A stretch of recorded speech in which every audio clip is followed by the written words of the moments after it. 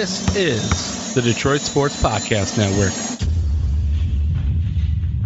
And welcome in, folks, to another edition of Open Mic Night. I'm your host, Noah Tluki, and on today's episode, the Tigers making some moves in their minor league system. Spencer Torkelson and Dylan Dingler getting promoted to Double-A Erie for the Seawolves. Also, Matt Manning set to make his major league debut on Thursday. We'll break that down for you, kind of tell you a little bit of the lay of the land when it comes to that and some of my opinions on some of those moves as well. Also, some Lions news, and some people are reacting about this video on social media, and I kind of have a little bit of a reaction for the video as well. So I'll break that down for you. And also, a former Lion passed away last weekend, a former teammate of some of the guests that we've had on this podcast. So I'll talk a little bit about that later on as well. But hopefully everybody had a great weekend out there. I definitely did. And before we start with Tiger Talk and Lions Talk and all that, I do want to share with you my weekend. And because this was definitely one of the best weekends I've had in a very, very long time. Now, if you are a listener to this podcast, a regular listener, you might know that I am doing an internship with the Lake County Captains, which is the single A, so high A baseball affiliate for the Cleveland Indians. So a lot of current Indians right now have come through and played for the Captains, like most notably Shane Bieber. I mean, Francisco Lindor when he was with the Indians, Corey Kluber. There's some other guys that are making their debuts this year that played for the Captains as well. So a lot of different Indians players that have played with the Captains, and that's my internship. I produce their games. So if you listen to any Captains games, they play West Michigan. They're in the same league as them. You can always tune in. They're actually playing West Michigan this week, so a couple of the Tigers prospects. And if you listen, I'll be on there giving scoreboard updates, producing the games, and all that. But one of the big things that they host at their ballpark, Classic Park, it's called, on the east side of Cleveland. It's called it's the Jarvis Landry Charity Softball Game. And, Jarvis Landry, of course, is the Browns, the Browns star wide receiver. And he hosts, this is the second year that he's done it, where he's hosted a charity softball game. So, all the proceeds go to his charity, and he invites all these kind of players. And I'll say this. So part of the internship, I got to help out with that before the Captains game. So I was there at 10 a.m. and then they had a whole home run derby in the game. I didn't really get to stay for the game because I had to go back to the for the Captains to do the road game later that night. But seeing a whole collection of NFL talent over there, pretty remarkable. And I was able to help out on the media side, and I mean the place was sold out. I mean there were 8,000 fans to see it. And those Browns fans are die hard. Let me tell you, die hard. I mean, they were tailgating in that parking lot at 8 a.m. Those Browns fans, a lot of people say that Lions fans are die hard and, they got thick skin and all that. But, man, I'll tell you what, these Browns fans, they are something else. I mean, being able to tailgate at 8 a.m. when the gates opened at 2 p.m. and the game didn't even start till 5, tailgating at 8 a.m. for a charity softball game. Unbelievable. So anyways, I was helping out with the media side. So basically, the players came in and they went to the batting cage area in the back of the stadium, which is where they did the press conference and they signed balls for charity and all that. So there was a lot of NFL talent that one of the big ones. Travis Kelce, the tight end for the Chiefs. There was Irv Smith from the Vikings, Jedrick Wills from the Browns, Mac Wilson from the Browns. I believe Henry Ruggs was there as well from the Oakland Raiders, or now the Las Vegas Raiders. Bernie Kosar, Browns legend, also made an appearance. And Myles Garrett, the Browns defensive end, was also there. Deontay Johnson from the Steelers. Chase Young and Justin Fields were supposed to come, but they ended up not showing up for whatever reason. But Baker Mayfield, can't forget about him. Odell Beckham was there as well. So and that wasn't all. I mean, I'm not even talking about half the players. I mean, if you want to go find out who was there, you can Google the Jarvis Landry softball game. But those were definitely the highlights, and a lot of people showed up for it. And like I said, I was helping with the media. All the credentialed media members were there. We had 60 media members for a charity softball game. NFL Network was there, ESPN, a lot of the Cleveland, mostly was Cleveland local media. But it was still really, really fun to be a part of. I was able to talk with some of the players just before they were doing their media appearances. I was like Travis Kelce. I had a very nice conversation with him for about a minute.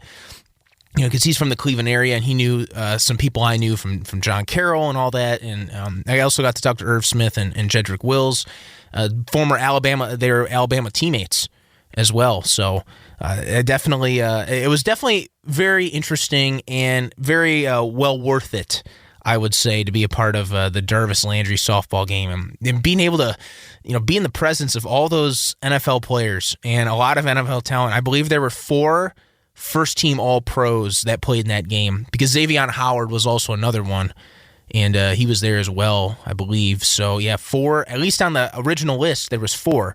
Micah Parsons was also, he was supposed to be there, but he was not there. And then Donovan Peoples-Jones, the Michigan wide receiver, former Michigan wide receiver, current Browns receiver, he was supposed to be there as well, but he did not show up. So no Lions, no Lions were there, but all across the National Football League, there were different representatives. And I will say this. I ended up texting our good friend of the program, Matt Derry, afterwards, and I said, I don't know why Detroit doesn't have a charity softball game. You think about it, Lions fans out there. Wouldn't people come to see this? Wouldn't people come to see a Lions charity softball game? Somebody on the Lions could host it. Barry Sanders could host it. People would pay to see that. You could have it out. I heard there's a new baseball field out in Royal Oak. You could have it at. You could have it at the Jimmy John's Field in Utica. There's places to have a game, and people would show up, I believe. And Matt Derry agreed. He said people will show up. So I wonder, any Detroiters out there, if you'd love to see a Lions charity softball game, just like they do it in Cleveland here with the Browns, would that be a success? I really wonder. I think it would be. I wonder if anyone else would go to pay to see that. Because it was definitely special, very unique in Cleveland. A lot of people really amped up about it. It got a lot of media coverage. Like I said, 60 people, 60 media members were there, and a lot of NFL talent. And Jarvis Landry is one, and I got to shake his hand and everything. He's one of the more respected players in the NFL. So a lot of his friends and all that from the NFL will come. And so it was like I said, really, really cool to be a part of. And hopefully Detroit will one day have it. I will more than happily help with that if it ever comes down to that and organizing and whatnot. The Detroit Sports Commission, the Lions, whoever wants to be a part of it, I think it's a good idea. Charity softball game in the summer somewhere in Detroit. I think it'd be a hit. That is for sure. All right, so we're going to jump right into the Tigers. And got some news this past weekend, I should say, that Spencer Torkelson, the number 3 overall prospect in all of baseball, and Dylan Dingler, one of the best catchers in the Tigers organization right now, they're getting promoted to Double-A Erie. Of course, they were on West Michigan. I mentioned a couple weeks ago how Spencer Torkelson and Dylan Dingler lit up the captains a couple weeks ago. They were hitting bombs of home runs. I mean, one of Spencer Torkelson's home runs was 440 feet, literally out of the stadium. I mean, it was unbelievable. And then Dingler had a couple home runs in that series as well, because I'm able to follow the High A Central League a little bit. So following West Michigan, like I mentioned, they are coming to Cleveland this week. Some of the other Tiger prospects, but too bad we can't see them, because, of course, Torque and Dingler will be heading I-90 east to Erie. And I like it. And it's very good from an organizational standpoint that these guys are starting to move up. We talked about it before, how when is it? When is their time going to come? I think the Tigers, they don't want to rush them, but it's good that they're at least making progress. Remember, Torkelson and Dingler are the same age. These guys are not babies anymore. They're not 17, 18 years old. I mean, these guys are 21, 22 years old. So, they spent a month and a half with West Michigan, moving up the system. I mean, Torkelson, he was hurt for the beginning of the year. He started off to a slow start as well, but he really started to hit a groove in the last, couple weeks or so.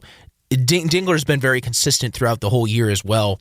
So, I think both of them proved that it was time to get moved up. So they're going to actually join Riley Green, one of the other Tigers prospects, big prospects. And there's a couple others as well. I think 5 of the top 30 prospects are now in Erie right now, and which is very impressive. I mean, this is definitely one of the more talented Erie teams that we've seen. Because remember, the Tigers, in the past 15 years, they've built their core of their teams on free agents. Yes, they've had some draft picks here and there, Verlander, Porcello, Castellanos, but most of them have been free agents, so they haven't really come through the Tiger system. This is the first time in a while. Curtis Granderson is another name. Forgot to mention him. But, it's the first time in a while that the Tigers are starting to see a lot of talent in their system. So hopefully the fans will come out and show up. I'm sure they will. And it'll be exciting. At least they're starting to move up.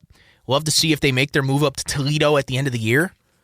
That might be a little bit of a stretch, but we'll have to see, hopefully, because then that'd be a good sign for if they move up to Toledo by the end of this year. Hopefully that's a good sign that next year their ETA, their time of arrival, will be 2022. Because we need Dingler. We need a solid catcher. Dingler would provide that. And then Torkelson, obviously, with that home run power. I mean, such an effortless swing.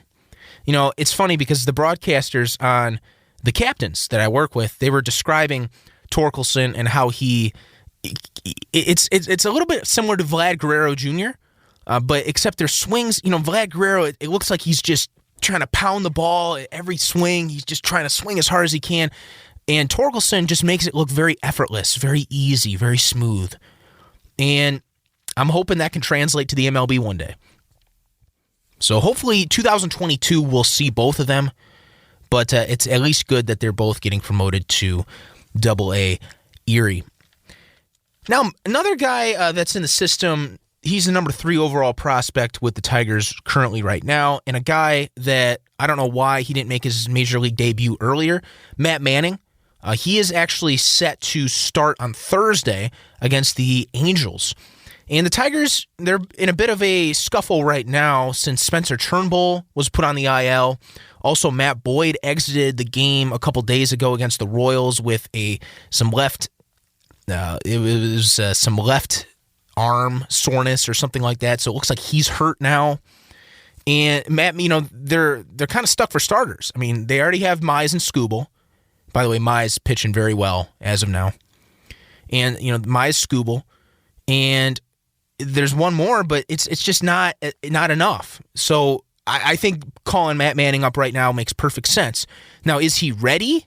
That's a whole nother question. I mean, he's 22 years old. In my opinion, he should be ready by this point. The ERA does not look good, though. He's played the entire year in Toledo, AAA, 8.07 ERA. Only 10 walks, though, and 36 strikeouts and 32 2/3 innings. So a little bit more than a strikeout an inning. The walks are very low, which is good to see. My guess with the ERA is that it's probably, they put runners on and then they pull them out of the game, and then the reliever gives up the runs, so then the runs are credited to him. Give up 11 home runs as well. I think he's better than 8.07 ERA, especially with the walks and strikeouts numbers. So definitely something to keep an eye on, though. But I think last year, remember, with Matt Manning as well, we did not see him make his debut. Skubal and Mize did in August of last year. But he had that right forearm strain last year, so that's what caused him to miss the rest of the season. They shut him down. They didn't want to re-aggravate that at all. But for a guy who's the number 3 prospect, and you're 22 years old, it's time. It's go time. And I'm really hoping Matt Manning can make some noise. Can really make some noise. Now, the conditions, hopefully the conditions will be right. Hopefully it's not raining outside or anything like that. A couple years ago, I interned with the Akron Rubber Ducks, and we had a former pitcher for the Rubber Ducks, Eli Morgan, one of the better pitchers in the Cleveland organization.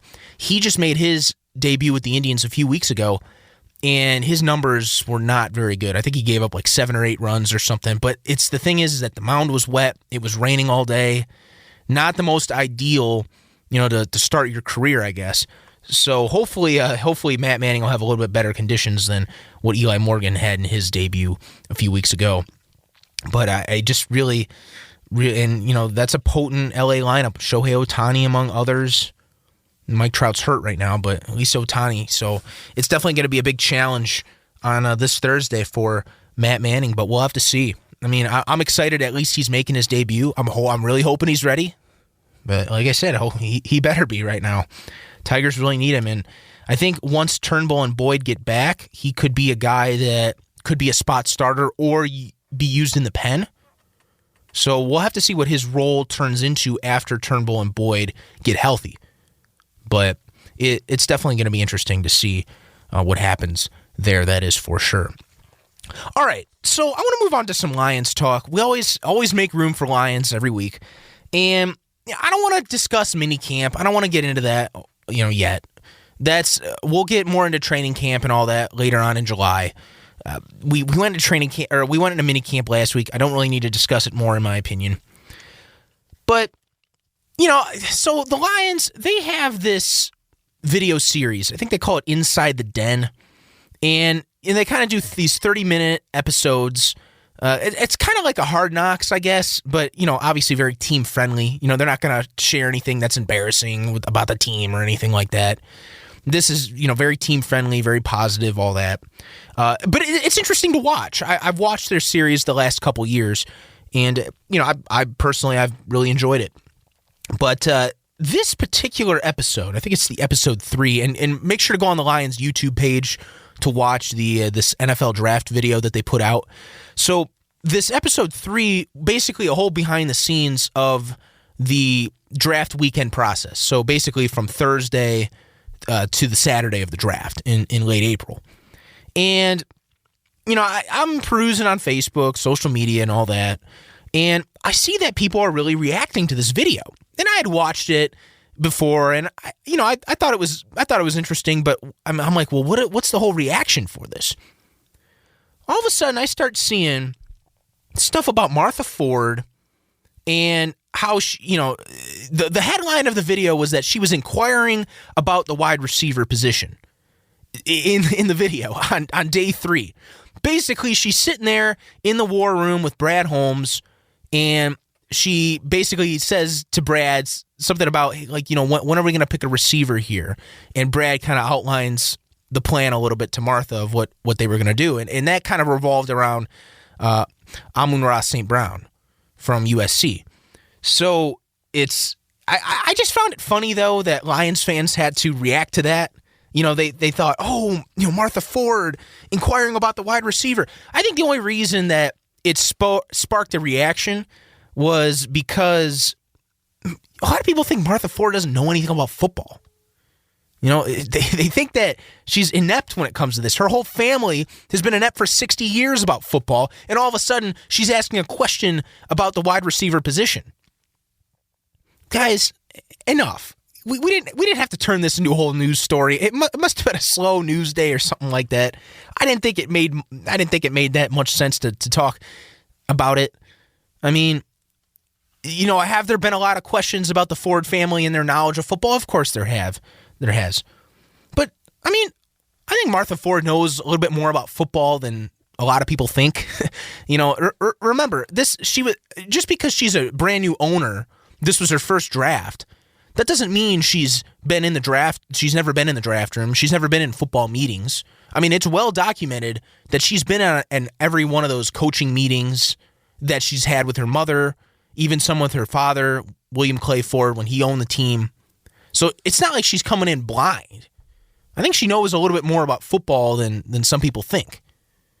But I just found it kind of funny when you guys out there on social media land started talking about the draft video. I just thought it was really funny.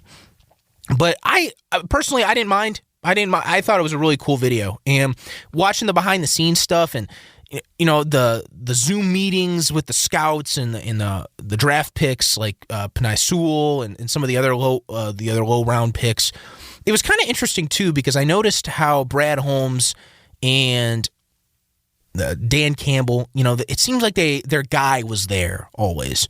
The guys that they really liked were there, and I think that was key because that was one of my main takeaways from watching it was at least the people or the players that they wanted to draft were there. It didn't, at least, and who knows? This is just from my perspective.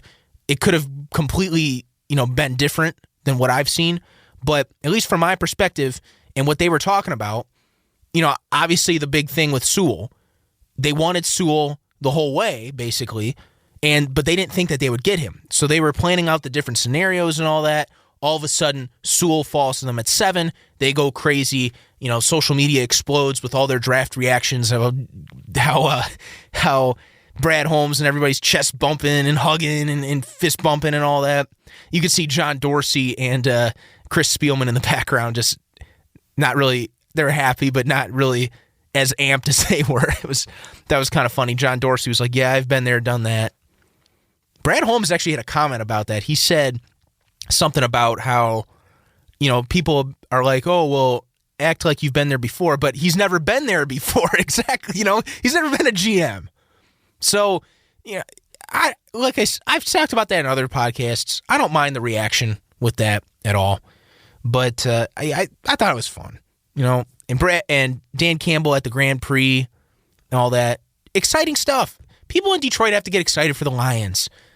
The Lions, it's been years since they've been very, very good. At least there's some sort of buzz, energy about them. Because what other teams have energy right now? Do the Pistons have energy? No. Any energy with the Wings? No. I mean, the Tigers are starting to butt a little bit with some energy because they're not as bad as a lot of people thought they would be. The pitching's starting to get there, and the prospects are starting to move up. Matt Manning making his debut. At least there's a little bit with the Tigers, but by far, the team with the most energy in the city right now is definitely the Lions. So get excited about it. I know it's been years and years and years of misery, but at least there's something to be a little bit excited about. This isn't stale, bland Bob Quinn and Matt Patricia anymore. These guys are fun. At least it seems like it. Obviously, there's a lot to digest when we get onto the field in the fall, once training camp begins and all that. But as of now, at least these guys are getting people excited. I'm excited too. And I don't think there's anything wrong with being excited about the Lions. But like I said though, I don't see the whole reaction with this Martha Ford thing. I mean, every owner talks about that. Every owner will inquire something about that. Oh, but Martha Ford. No, guys, she knows a little bit more about football than some people think. Now, the level of that, I don't know. But it's a little bit more than some people think for sure. All right, so I just wanted to end the podcast really fast talking about an ex-Lions player who passed away, Hess Hempstead. He died at the age of 49. He was from Upland, California. A NFLPA alumni was the one who actually announced the news that Hess Hempstead had passed away. He was a 7th-round pick from the Lions in 1995 out of the University of Kansas. And he had 3 seasons he was with the Lions before he suffered a knee injury, played in 31 games with Detroit as well. He's also hired as a team scout in 2000. Then he was with the Washington in a personnel, like a player personnel position as well. So he did spend some time in the National Football League even after he played. And most notably, he was on the team that was with Barry Sanders and when he rushed for over 2,000 yards in 1997. More of a backup offensive lineman, but still a guy that was there in the facility, with all the teammates and everything. And the reason I wanted to, talk about that a little bit was just because a couple of the guys on our podcast that we've had on, like Corey Schlesinger, Stephen Ross, Stephen Boyd. I'm thinking about the old owner of the Miami Dolphins, Steve Boyd. So, these guys were teammates with him. And, I'm sure, to lose a teammate like that, they were in the facility every day with them, lifting weights together at the practice field, spent a lot of time together. You become like a brother, like a brotherhood, when you're with a team for that long. I've experienced it, here at John Carroll, and I didn't even play. I was just the filmer, one of the filmers.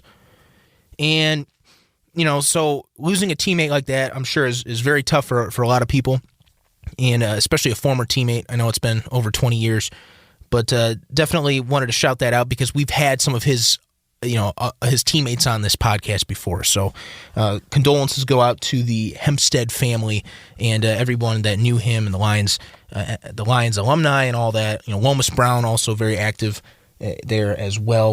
1995, I believe he may have played, one season. He would have played one season with Hempstead since that was his last year in Detroit. So condolences go out to the Hempstead family.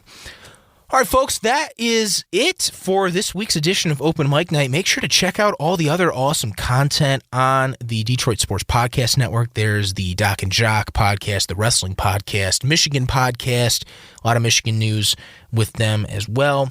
Then the Fan Report, all kinds of amazing podcasts. And make sure to check out John Macron and what he does with SI Lions. It's a lot of great stuff. Vito Churko with Tigers stuff that they talk about as well. And they definitely keep everyone informed. And it's great to have a slice of the Detroit media pie, if you will. So that's great to have, and it's great to be a part of this network for sure. A couple weeks, we're going to have the Rocket Mortgage Classic as well. We will be getting you caught up on that in the next few weeks as well. And like I said, I will be there on July 1st on Thursday. So it'll be fun. A lot of great stuff to talk about as we enter July pretty soon in the Detroit sports world. And just before you know it, Lions football is going to be here. And we're going to have all kinds of stuff to talk about them. But until next week, folks, thanks again for listening to Open Mic Night.